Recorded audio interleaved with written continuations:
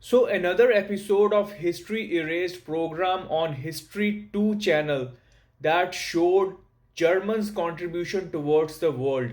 And trust me, there's way too many inventions from Germans. No, sorry, I would say discoveries.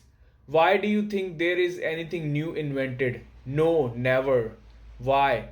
Because right now, what is happening is that humans are exploring everything outside and are egoistic that they did something, but are unaware of the basic foundations as to why.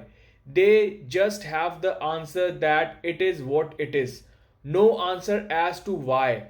NASA will say, yeah, the universe started with the Big Bang, but we don't know why, but it just happened. It was just supposed to happen. They never give you an answer for a why. So, anyhow, why I said discoveries? Because before this outside explorations, humans used to explore everything inside, and we didn't see we feel any need of those modern discoveries as we have more inner capabilities. Everybody knows Stanley and his Marvel characters. From where did he get his inspiration? So there's a show called Superhumans that I used to watch. Like some humans have greater capabilities than others. And now those people are just rare and rare. And even if they are accidentally born with that, they don't know how to utilize that power. Because what is missing here is self knowledge, meaning, who are you? If only you know this, then only you can use those capabilities, and we can too enlighten these powers which are sleeping inside all of us. But we are more focused on exploring the universe outside. We forgot that the whole universe is inside of us. But with consciousness, because science is just a dead answer without explanations. So, where is the answer to all this? Oh, come on. That's what I have been teaching so far. Bhagavad-Gita.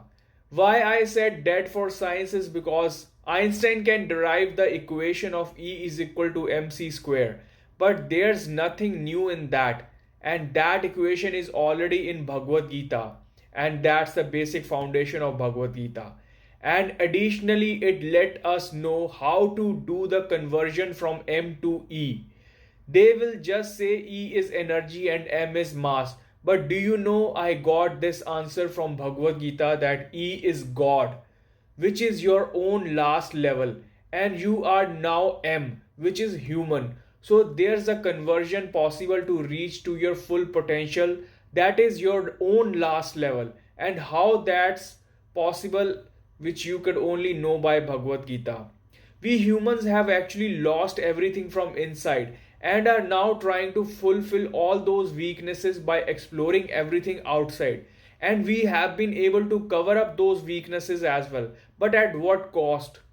There are more adverse effects rather than positive, as for time being we think, oh, we have got a solution.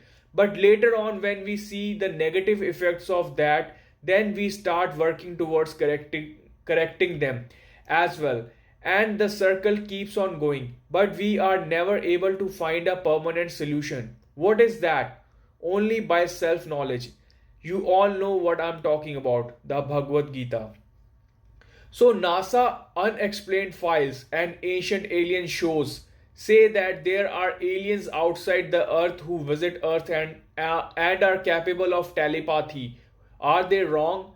No, they are correct. But they name them aliens because they don't know who these people are. So, how to know them? Who are they? Answer is in Bhagavad Gita. Scientists are trying to find a solution to food for growing populations, and it's amazing how much brain they use, and also they find out the solution, but later on there turns out to be a negative effect because they can't predict the future.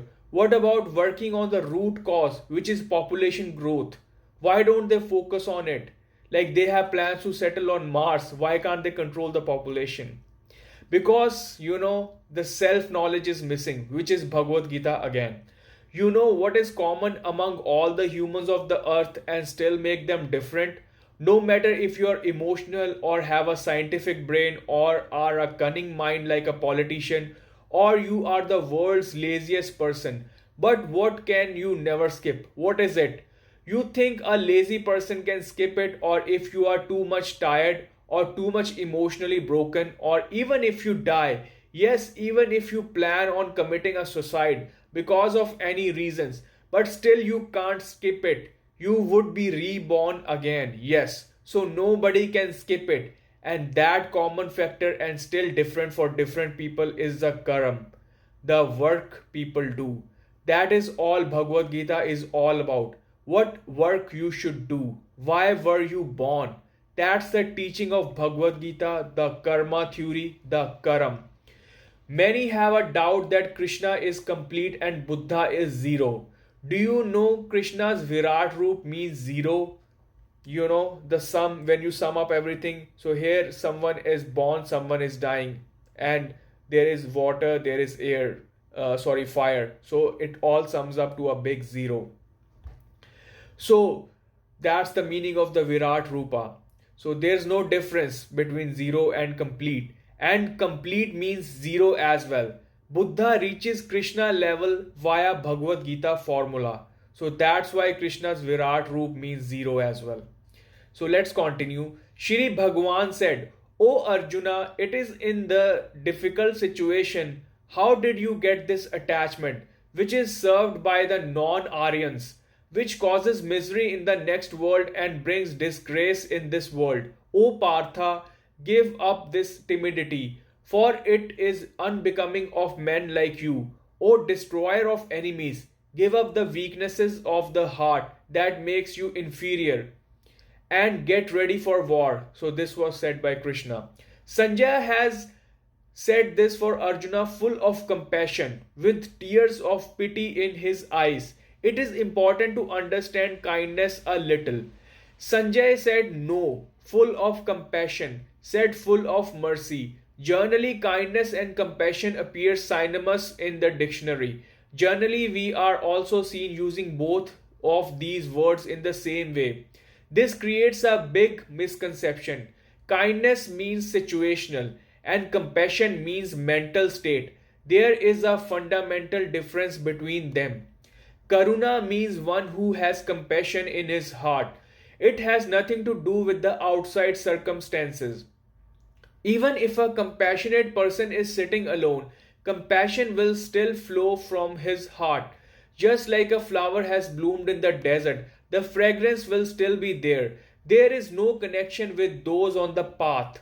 The fragrance of the flower has nothing to do with whether someone crosses the path or not. If no one comes out, the fragrance of flowers wafts even in the desert. If someone comes out and gets the scent, that is another matter. The flower is not fragrant for just specifically him. Compassion is the source of a person's inner consciousness. Their compassion arises like fragrance. Therefore, it is wrong to call Buddha or Mahavir merciful.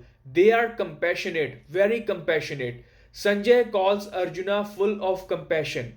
Pity is born only in those who do not have compassion. Kindness is born only in those who do not have compassion in their heart. Kindness arises out of the pressure of the situation. Compassion arises from the development of the heart. What arises within you when you see a beggar on the road is kindness. That is not compassion. And then one more thing that should be understood, that kindness fills the ego and compassion melts the ego. Compassion is born only in one who has no ego. Kindness is also a medium to nourish ego. It is a good medium, a gentleman's medium. But the medium is only to strengthen the ego. When you donate to someone, then the joy is available within you of the giver, of being in the state of the giver. The compassion that arises after seeing the beggar. If we search within at that moment, the voice of ego also arises. The compassionate one would like that there should no be beggars on the earth, that there should be no beggars at all. The merciful would like a beggar to remain a beggar. Otherwise, the merciful will face great difficulty. Societies based on mercy do not destroy beggars, they nurture them. If any society is built on compassion,